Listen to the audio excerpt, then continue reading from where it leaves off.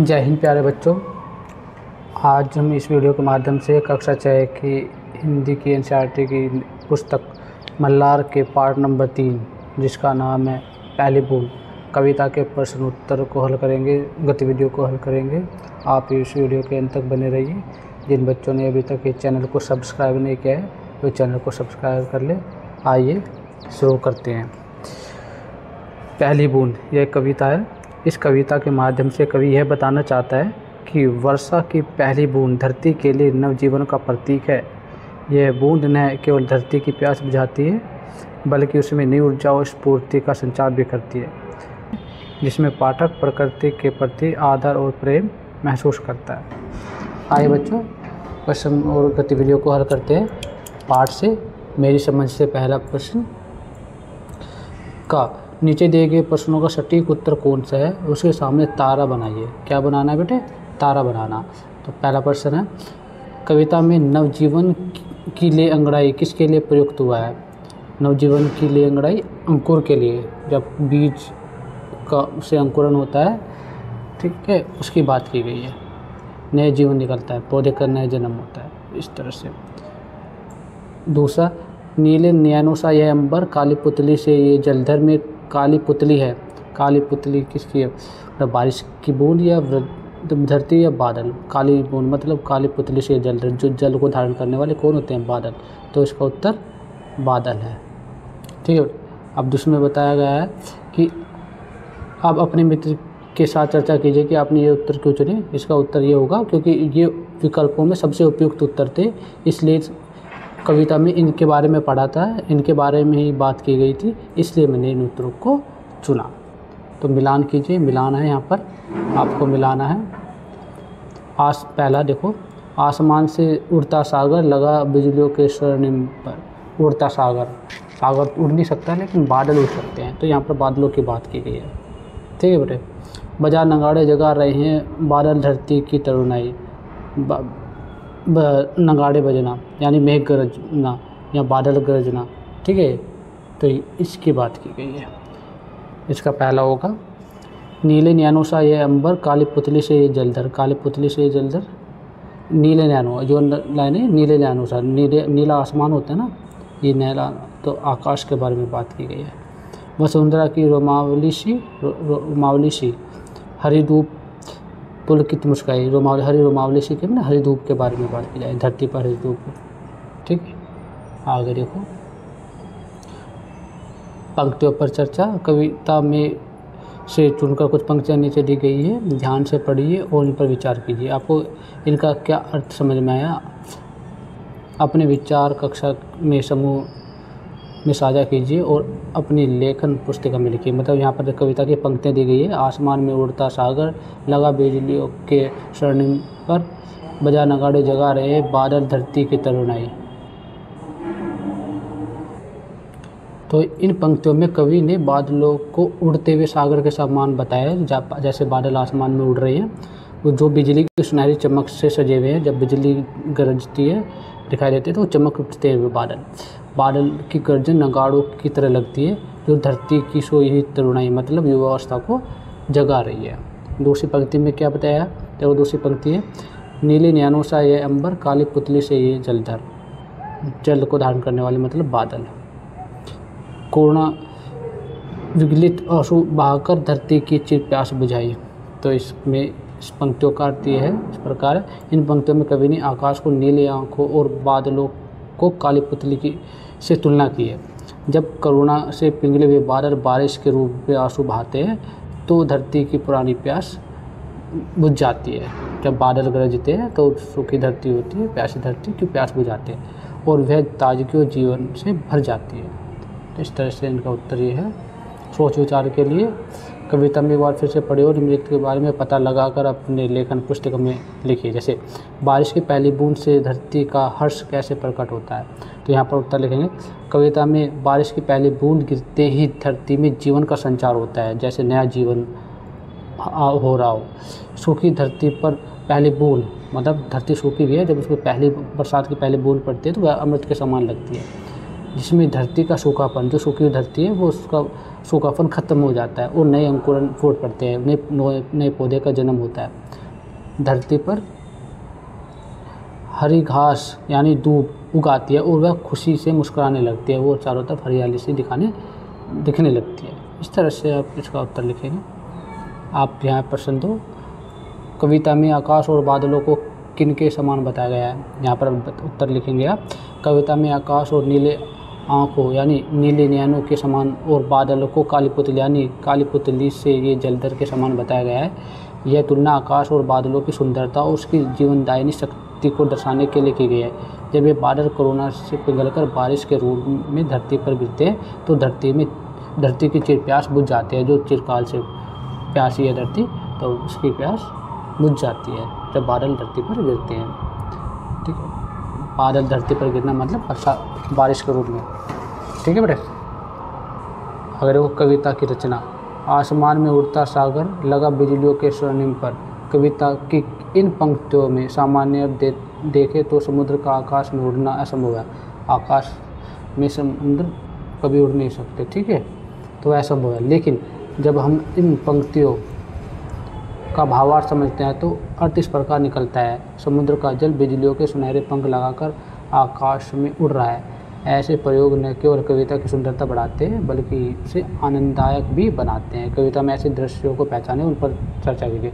तो इस कविता में इस तरह की पंक्तियाँ हैं तो उन्हें पहचान कर यहाँ पर लिखना है। तो यहाँ पर बेटे मैंने लिखी है, आप देखिए पंक्तियाँ। बजा नगाड़े जगा रहे हैं बादल धरती के तरुणाई। जैसे बादल आते हैं, घिर जाते हैं काले काले पुतले के समान, तो जब बिजली गरजती है दिखाई तो बादल ऐसे लगते हैं जैसे नगाड़े बजा रहे हों। नीले नैनों सा ये अंबर, काली पुतली से ये जलधर। काली पुतली से जलधर मतलब काले बादलों की बात की गई है। नीला अंबर है आसमान, ठीक है। कोरोना विगलित आंसू बहाकर धरती के चिर प्यास हो जाए। जब ये आंसू के रूप में बहते हैं, बादल गिरते हैं, बरसते हैं, तो धरती की प्यास बुझाते हैं। धरती के सूखे अधरों पर गिरी बूंद अमृत सी आई। जैसे सूखी धरती पर ये बूंद गिरती है, एक बूंद, तो ऐसा लगता है अमृत से समान और प्यास बुझ जाती है। ठीक है बेटे। शब्द एक, अर्थ अनेक। अब इनका अर्थ देखेंगे। अंकुर फूट पड़ा धरती से नवजीवन के लिए अंगड़ाई। कविता के इन पंक्तियों में फूटने का अर्थ पौधे का अंकुरण है और फूट का प्रयोग अलग अलग अर्थों में किया जाता है। तो जैसे फूट डालना, घड़ा फूटना या अब फूट शब्द का प्रयोग ऐसे वाक्यों में कीजिए जहाँ इसके भिन्न भिन्न अर्थ निकलते हैं। जैसे अंग्रेजों की नीति थी फूट डालो और राज करो। तो फूट शब्द से भिन्न भिन्न अर्थों के वाक्य बनाने हैं। तो किस तरह से बनाएंगे, देखो। अंकुरण फूटना या अंकुरण, बारिश के बाद खेतों में नए पौधे का अंकुरण फूट पड़े। फूट डालना या विभाजन, अंग्रेजों की नीति थी फूट डालो राज करो के। घड़ा फूटना या टूटना, बच्चे के खेलने के दौरान घड़ा फूट गया। रोष या गुस्सा फूटना या भावनात्मक उबाल, अन्याय को देखकर उसका गुस्सा फूट पड़ा। या फूट पड़ना, अचानक होना, शांत माहौल में अचानक हंसी फूट पड़ी। फूट कर रोना, जोर जोर से रोना, परीक्षा में असफल होने पर वह फूट कर रोने लगा या रोने लगी। ठीक है बेटे। इस तरह से आप इनको लिखेंगे। अनेक शब्दों के लिए एक शब्द, यहाँ पर अनेक शब्दों के लिए एक अर्थ लिखना है। जैसे यहाँ पर नीले नैनों सा ये अंबर, काली पुतली से ये जलधर। कविता में इन पंक्तियों में जलधर का प्रयोग जल को धारण करने वाला है। जलधर दो शब्दों से बना है, जो जल और धर। इस प्रकार जलधर का शाब्दिक अर्थ हुआ जल को धारण करने वाला। बादल और समुद्र दोनों ही जल को धारण करते हैं, इसलिए दोनों जलधर हैं। वाक्य के संदर्भ में प्रयोग से हम जान सकेंगे कि जलधर का अर्थ समुद्र है या बादल। लेकिन जब हम इसका प्रयोग करते हैं तो तब पता चलता है कि हम समुद्र के बारे में बात कर रहे हैं या बादल के बारे में। शब्दकोश या इंटरनेट की सहायता से धर से मिलकर बने कुछ शब्द और उनके अर्थ ढूंढ कर लिखिए। यहाँ पर आपके लिए लिखे गए हैं धर से युक्त शब्द। जैसे गिरिधर, गिरिधर मतलब कृष्ण, अर्थात गिरि पर्वत को धारण करने वाले। आगे देखो, धनधर या धनवान, अर्थ है इसका धन को धारण करने वाला। मालधर या धनवान, अर्थ है संपत्ति या माल को धारण करने वाला। सरधर जो सब कुछ धारण करे, सब कुछ धारण करने वाला या सर्वशक्तिमान। श्रीधर या विष्णु, अर्थ है लक्ष्मी को धारण करने वाला। आप इस तरह से आप उनका उत्तर लिखेंगे। यहाँ पर दिए गए हैं तो आपको शब्द पहली दी गई है, आपको शब्द बनाने हैं। जैसे एक प्रकार का वाद्य यंत्र क्या होता है, नगाड़ा, तो ये नगाड़ा की बात की गई है, ठीक है। और आँख के लिए एक अन्य शब्द न्यैन, तो न्यैन की बात की गई है, ठीक है, ये रहा। और जल को धारण करने वाला जलधर, तो यहाँ पर जल को धारण करने वाला जलधर की बात की है, जलधर, ठीक है बेटे। एक प्रकार की घास यानी दूब, तो दूब की बात की गई है, ये रहा। और आशु यानी आशु, आशु, ये रहा बेटे, ठीक है बेटे, आपको समझ में आ रहा होगा। और एक हो रहेगा आसमान का समानार्थी शब्द अंबर, तो अंबर बेटे यहाँ पर है, ठीक है बेटे, ये रहा। आपको सुबह ये शब्द पहले समझ में आएगा होगी किस तरह से ढूंढते हैं, कैसे बनाते हैं शब्द। आगे देखें, पाठ से आगे, पाठ से आगे बारिश को लेकर हर व्यक्ति का अनुभव भिन्न होता है। बारिश आने पर आपको कैसा लगता है बताइए।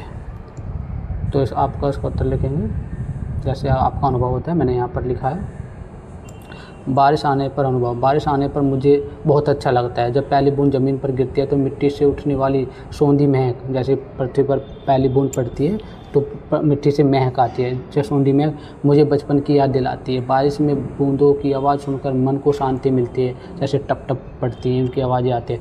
बाहर निकल भीगने का मन करता है और मन आनंदित हो जाता है। बारिश के दौरान चारों ओर ही हरियाली और ठंडक मन को ताजगी और सुकून देती है, ठीक है। आप इस तरह से लिख सकते हैं, जो आपने अनुभव किया वो भी आप इसमें ऐड कर सकते हो।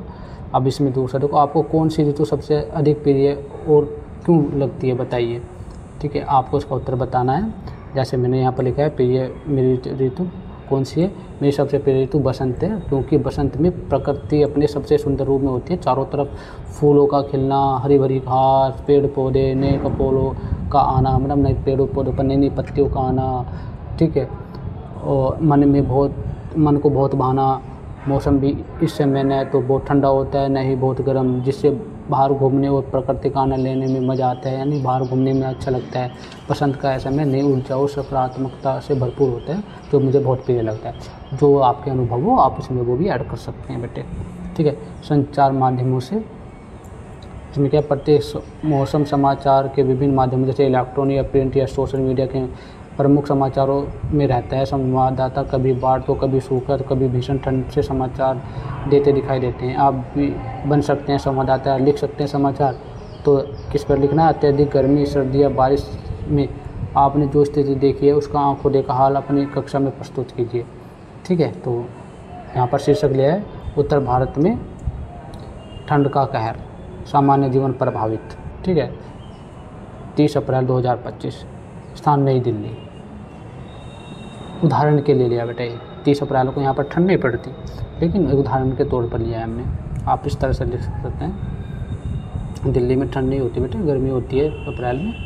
देखो, उत्तर भारत के कई हिस्सों में इस सप्ताह भीषण ठंड ने जनजीवन को बुरी तरह प्रभावित किया है। दिल्ली, पंजाब, हरियाणा, उत्तर प्रदेश में तापमान सामान्य से काफ़ी नीचे दर्ज किया गया। राजधानी दिल्ली में न्यूनतम तापमान 3 डिग्री सेल्सियस तक गिर गया है, जो इसे मौसम में एक रिकॉर्ड माना जा रहा है। ठंड के कारण सुबह और शाम के समय घना कोहरा छाया रहता है,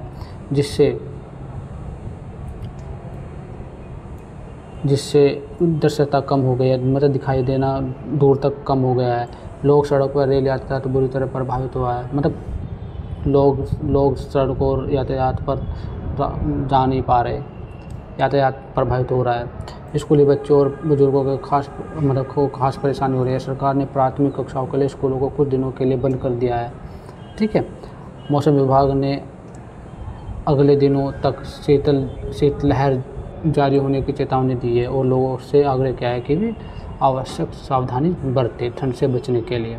इस तरह से आप लिख सकते हैं, ठीक है। दिल्ली में ठंड नहीं होती अप्रैल में, और जहाँ पर ठंड होती है तो वहाँ का नाम लिख सकते हैं आप, ठीक है। आगे देखो, सृजन, नाम देना भी सृजन है। ऊपर दिए गए चित्रों को ध्यान, मतलब ये नीचे जो चित्र है, ये ऊपर नहीं यानी नीचे जो चित्र दिया गया है इस पर बताना है कि ये क्या है, ये कौन सा पौधा है। तो इस पौधे का नाम है डेजर्ट लिली, ठीक है बेटा, जो रेगिस्तान में ही मिलता है देखने को। खोजबीन, आपको यह उत्सव आपको यहाँ उत्सवों में कौन कौन से वाद्य यंत्र बजाए जाते हैं उनके बारे में जानकारी व्यक्त करके अपने समूह में चर्चा करने के लिए जो आपके एरिया में वाद्य यंत्र बताए जाते हैं उनके बारे में लिखना है। लेकिन हम यहाँ पर मान लीजिए हमने उत्तर भारत का लिया है। उत्तर भारत में विभिन्न उत्सव जैसे शादी, होली, दशहरा, दीपावली और लोक पर्व पर कई पारंपरिक वाद्य यंत्र बजाए जाते हैं। जो प्रमुख यंत्र इस प्रकार के वाद्य यंत्र इस प्रकार हैं। जैसे पहला ढोल, यह एक दो मुखी वाद्य यंत्र है जो ड्रम जैसा होता है। शादी, बारात या होली में इसे प्रमुखता से बजाया जाता है। नगाड़ा, यह बड़े आकार का ढोल जैसा वाद्य यंत्र होता है जो मंदिरों और मेलों में बजाया जाता है। शहनाई, यह एक शुशी यानी फूंक से बजाए जाने वाला वाद्य यंत्र है जो विवाह या शुभ अवसरों पर बजाया जाता है। इसकी ध्वनि को शुभ और मंगलकारी माना जाता है। ठीक है। डमरू, यह छोटा वाद्य यंत्र जो महाशिवरात्रि या धार्मिक आयोजनों पर बजाया जाता है। बांसुरी, यह एक लोकप्रिय वाद्य यंत्र जो भगवान श्री कृष्ण से जुड़ा हुआ है। इसका प्रयोग कई लोकगीतों में होता है। तो आप जो क्षेत्र में जो भी वाद्य यंत्र बजाए जाते हैं उनके बारे में आप लिख सकते हो। जैसे मंजीरा, यह एक धातु से बना छोटा वाद्य यंत्र है जिसे दो भागों में को आपस में टकरा कर बजाया जाता है, जो खासकर भजन कीर्तन में। चर्चा के लिए आप ये बिंदु ले सकते हैं। जैसे आप अपने दोस्तों से बात कर सकते हैं कि आपके क्षेत्र में कोई विशेष वाद्य यंत्र जो केवल वहीं बजाया जाता है। ठीक है। इन वाद्य यंत्रों को कौन बजाता है? लोक कलाकार या संगीतज्ञ या गांव के लोग? क्या इनमें से किसी वाद्य यंत्र को आपने खुद बजाया है या पास से देखा है? तो आप इनके बारे में यहाँ पर विस्तार से लिखेंगे। ठीक है बेटे, बता सकते हैं आप कौन सा है। आगे देखो, आइए इंद्रधनुष बनाए। बारिश की बूंद न केवल जिन जंतुओं को राहत पहुँचाती है बल्कि धरती को भी हरा भरा बनाती है। ठीक है बेटे। तो कभी कभी ये बूंदें आकाश से बहुरंगी छटा बिखेरती हैं, यानी कि हमें इंद्रधनुष दिख जाता है बारिश के मौसम में, बरसात में। आप भी एक सुंदर इंद्रधनुष बनाएं और जब एक छोटी सी कविता लिखिए जो कोई प्यारा सा नाम भी दीजिए उसका।